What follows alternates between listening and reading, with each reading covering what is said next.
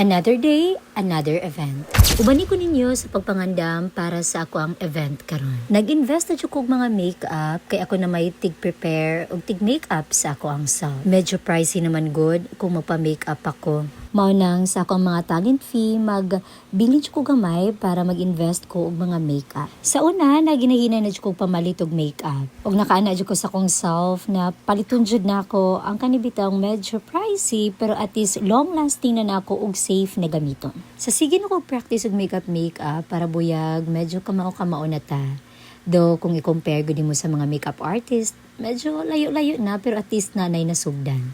4 PM mang lakaw pero 1 PM pa lang nagsugod nako.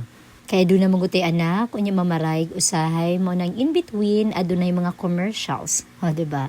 Anyway, ang ako adang event karon kay sa Bigota. Dili ni nako makalimtan na venue kay mo ni first ever na venue nako na hotel nga giheld ang Christmas party sa usa ka company, and you know what?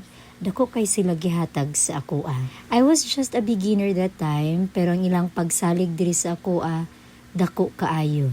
Kay baba mo, kada event ginako is a learning experience. Every after kada event nako, I always evaluate myself kung aduna ba ko'y need improve or aduna ba ko'y i-add on sa ako ang mga sunod na event. Sa ginasulti na ako permi na kaning bitawng nag-host kong event, papasalamaton kay ko kay nakaani kog mga laing-laing lugar.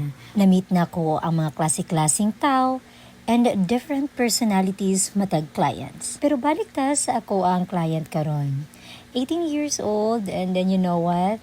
Siya ginaning kamot ani na mahapsay tanan ang iyahang birthday party. Iyahang mama ang ni-contact sa ko kay di daw siya kauli kay apikihan siya sa oras kay tuwa man siya sa gawas. And she asked a favor to me na, "Ma'am, can you make the event or birthday party sa akong anak na unforgettable?" Nagpa-follow up din kong meeting sa iyang anak kung unsa iyang gusto, unsa iyang mga bawal.